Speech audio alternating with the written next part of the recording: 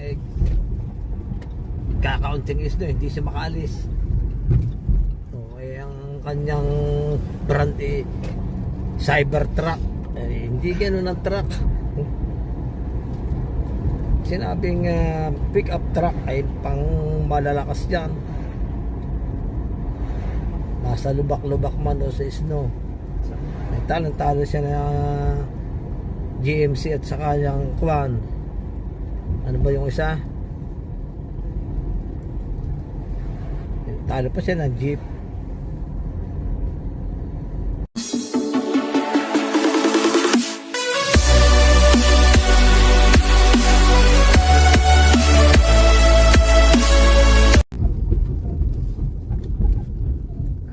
Pare ko, magandang umaga dyan sa Pilipinas, na alas 8:30 rito ng gabi. Kami lalarga muna sa aming trabaho sa gabi doon sa Westmount na naman. May alaga kami doong office masarap din pagkagabi, wala nang istorbo. Walang patinggaan ng traffic, kaya magandang umalis. Nakita niyan dito sa may lugar namin sa Plamon doon, hinukay na naman yung daan. Yan o, may kitang-kita niyo may orange cones. Ayan, kahuhukay lang niya ng last year. Masipag dito maggawa pag summer, masipag maghukay. Kung ano bagang dinudukal dyan sa ilalim na yan. Lagi na may ibinaon. Alam mo naguhukay ng yaman ni Yamasita. Kung anong hinahanap. Nabuhusan na naman. Mga itong week na to tapos na yan. Ito na alas 8:30, maliwanag pa rito. Kung ngayon masikat ang araw, may araw pa yan. Kasi kulimlim kasi. Weather namin ngayon maulan, saka pabago-bago, malamig. Nung isang araw ay malamig 5 degrees. Sabi ko yun, ako po, winter na naman ata. Ang aming summer dito ay sa June 25 pa ang umpisa hanggang September. Mayo 3rd week na malamig pa. Dati naka-t-shirt na kami, nakakapunta na kami sa park, kapag banding na kami doon. Ngayon wala pa. Sana huwag na mag-uulan, napakasama pag nag-uulan. Wala makapag-barbecue. Kailangan mag-barbecue kung na umulan, napakalamig naman din pag naulan. Yan, barbecue yung pagkakaiho ay may sebo na agad. Yan, dito pa lang kami sa Victoria.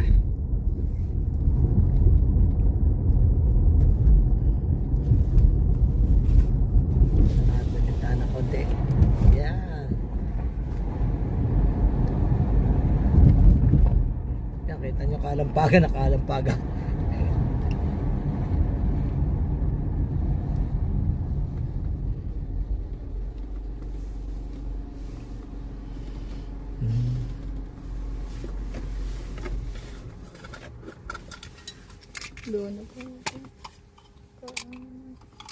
Alas 9 ang lubog ng araw dito pagka ganitong spring at summer.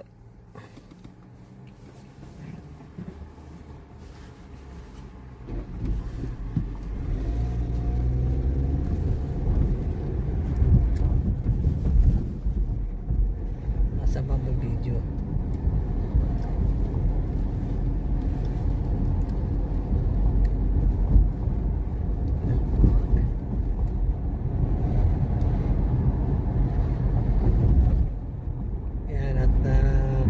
Green naman ng mga kapaligiran dito. Madaling lumago ang mga puno. Ang maganda naman dyan sa mga parteng bulubundukin. Green na naman.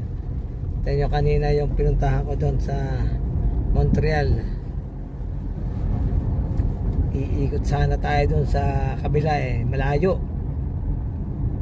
Isang araw na lang.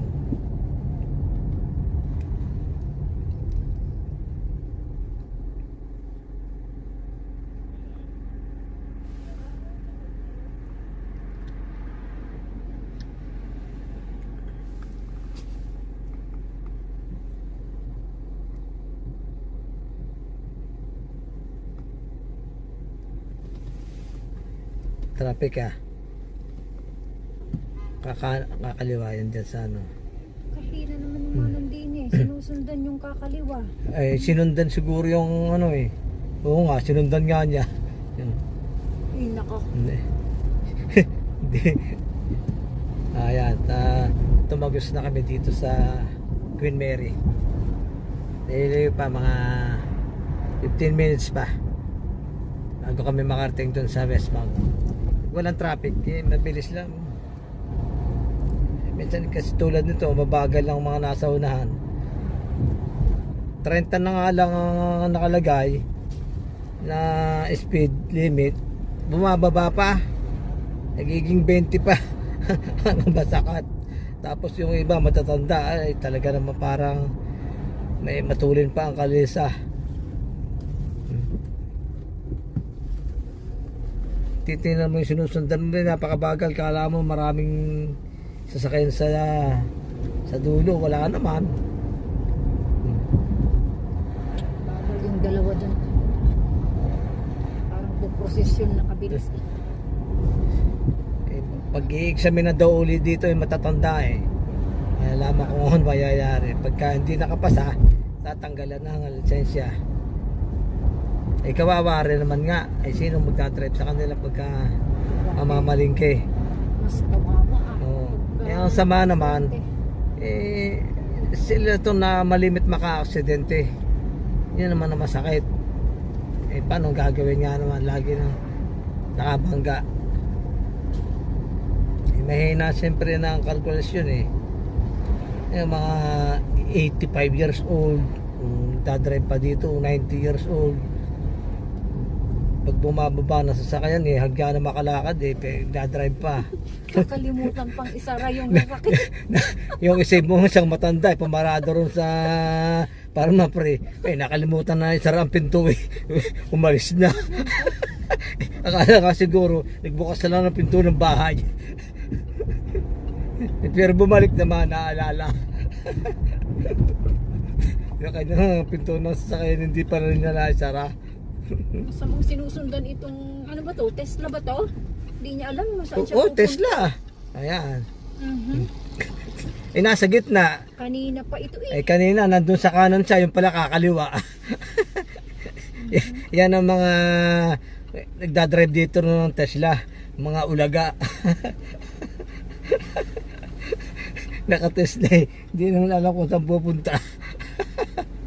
Ako, napakarami palang sasakyan ni Elon Musk na hindi nabenta. Dami. Lalo na yung yung nakita ko ilang milyon na wala na, hindi na mabenta. Yung Cybertruck. Yung Cybertruck nga ay wala. Ayun ang naglabas na ng mga sakit. Yung kanyang Tesla na yan. Ito ang daming agad na ginawa. Dami nakita ko sa balita.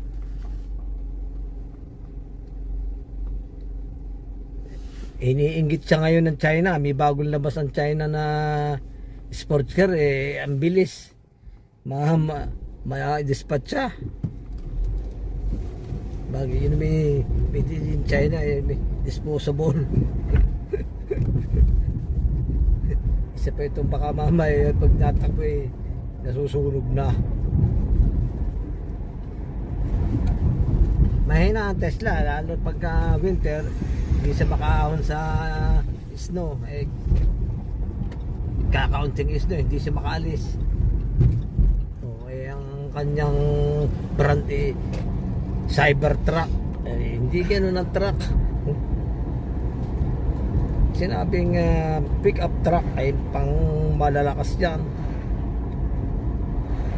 Nasa lubak-lubak man o sa snow. Talong-talo siya na GMC at saka yung Kwan. Ano ba yung isa? Talo pa siya ng Jeep. Yung Ram. Yan, ang napakalakas na Ram. Lalaki lang ang makina. Yari ka dyan, hindi ka overad na gagamitin pang araw-araw. Pang construction dito ginagamit yung Ram. Pang hatak ng mga gamit. Lalo yung kanyang double tire sa uli. Puro diotso. Bakit? Pagka yung mga pang casual naman siguro, makukuha ka 16. Ay, mahal, ano pa rin yun.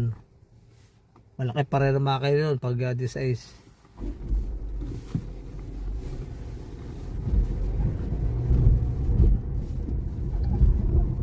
Dito pa rin kami sa Victoria. Victoria.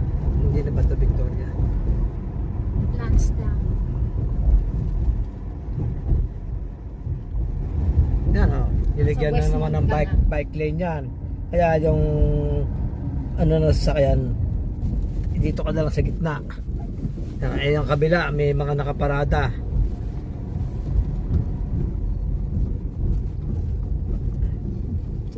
Yan yan dito pagka summer nilalagyan nila ng bike lane yung kalsada. Hindi katulad sa US naka-permis na nasa kabila ng gutter ng sidewalk. Kaya maganda doon. Eh dito kukuha doon mismo sa kalye. Doon sila gumagawa ng bike lane. Tapos naman yung mga nagbabike naman, minsan wala naman doon, nandito sa labas. Ayaw yubitin yung bike lane. Takot daw. Iistorbo.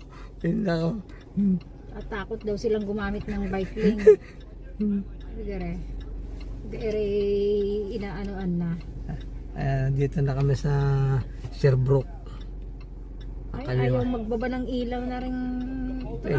Nakadim yung matanda yung driver niya. Basta ganyan mga matatandaan driver. Malabo na mata.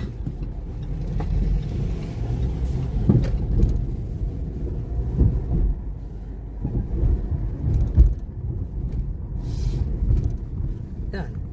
Napakalimit ng stoplight din eh. At mayapay kanto.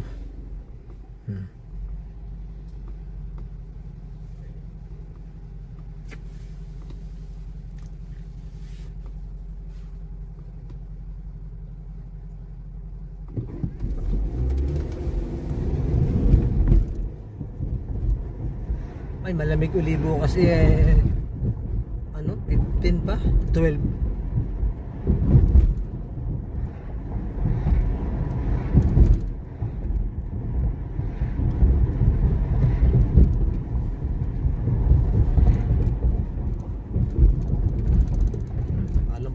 Alampagan.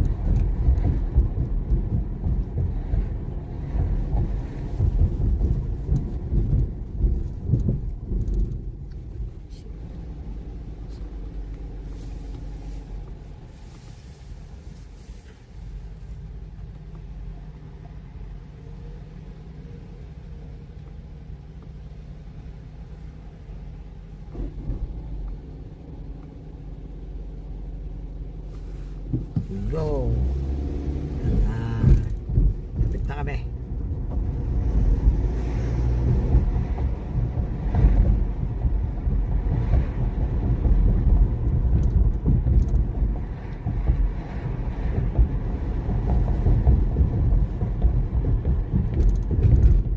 Diretso 10 minutes lang doon ka na.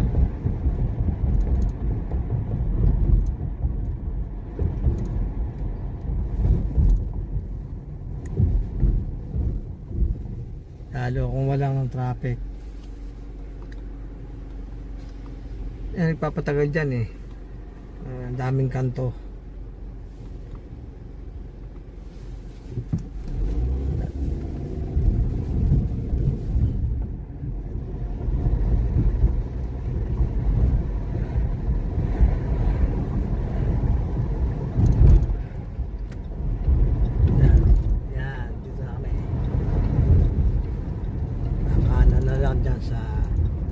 Avenue. Ayan. Allah. Biya. Ayan. Ito na kami sa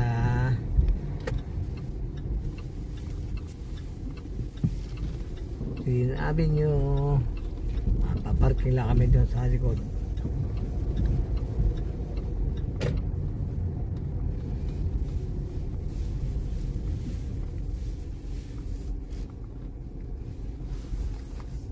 Martes sana kami maglinis dito, walang pasok nung holiday nung Lunes, kaya hindi namin kami naglinis. Ayan. May naiwan na naman ang ilaw doon sa taas Lagi nilang naiiwan.